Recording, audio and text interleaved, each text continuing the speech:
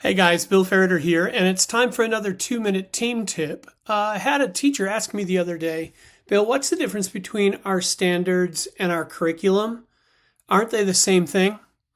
And the answer is no, they're not the same thing.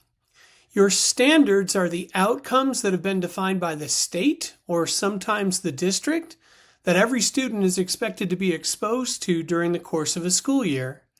Your curriculum are resources that are oftentimes bought by the district to help you to teach those standards.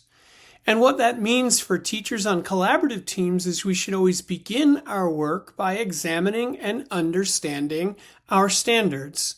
So we ought to read our standards. We ought to decide which standards are the most essential for students to learn.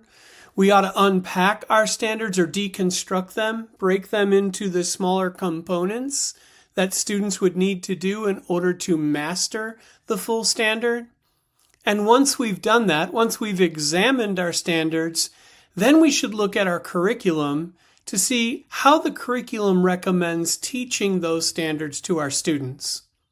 Sometimes the content that's inside of your curriculum won't address one of the standards that you're required to teach. Or sometimes one of the standards that you're required to teach might be overemphasized in the curriculum. There might be a ton of materials inside of the curriculum for that standard. Now, those things aren't bad, but we just have to recognize that we're picking and choosing the lessons within the curriculum that are the most directly aligned to the standards that we're required to teach. See, and that's a mistake we sometimes make. If we teach our curriculum from beginning to end, we might end up finding out that the curriculum left out a standard that was really important to students.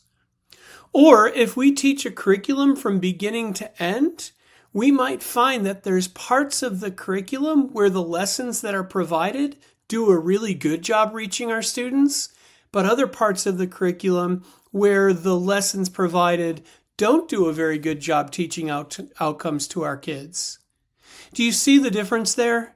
I want you to always think first in terms of standards. Those are the expectations that we were hired to teach. We examine those first. We understand those with each other. We identify the standards that are the most essential for students to learn.